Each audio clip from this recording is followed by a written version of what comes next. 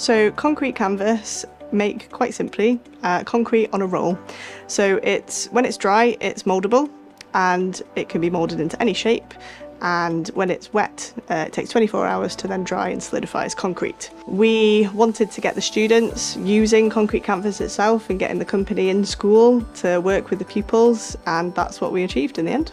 The children were originally asked to design a bridge out of straws, so art straws, just paper art straws and tape, and they were given a limited supply of that. We did this over 3 lessons. The first lesson we had just talking about bridges, just to get them their ideas going, and then they actually designed the bridges out of the paper straws themselves, then got to go and actually work with concrete canvas themselves, who came into the school, and they got to work with the material, which they then used to design a bridge that had to span a whole metre. We did those a week apart in an afternoon. It took a couple of hours in the afternoon, and then we left them for a week to dry. It only takes 24 hours, but it was just easier to do it over a week rather than 2 days, but it could be done in 2 days. Concrete canvas came back in and we tested the strength of those bridges, and then we had a little competition. We worked with year 8, and I think it could be done with any of the year groups. Perhaps it could be made a little bit more challenging for Key Stage 4. I think it could just be copied and pasted into any year group in secondary school, and possibly even primary schools as well.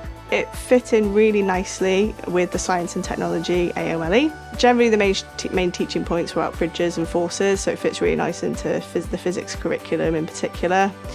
And of course the chemistry curriculum as well, because it is an innovative material. In terms of health and safety considerations, my only advice would be to maybe provide students with a change of clothing or some sort of protective equipment, because it is quite dusty and a lot of students did go home a little bit mucky. The thing that stood out the most from the challenge was the fact that we got to work with concrete canvas themselves. The CEO himself came into school to work with us, which was a really good experience for the students.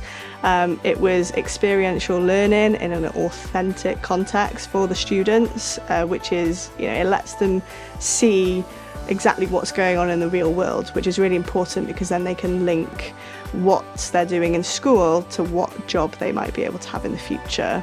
As well, it provided such an amazing opportunity for the students to actually have a hands-on experience. In particular, there was one student that stood out for me. She was really struggling in science because she does struggle with literacy. So to have an experience that didn't necessarily focus too hard on that, and it was very practical and hands-on, it really engaged her with science, which meant she's now more engaged in my lessons as well. So that really stood out to me from the challenge.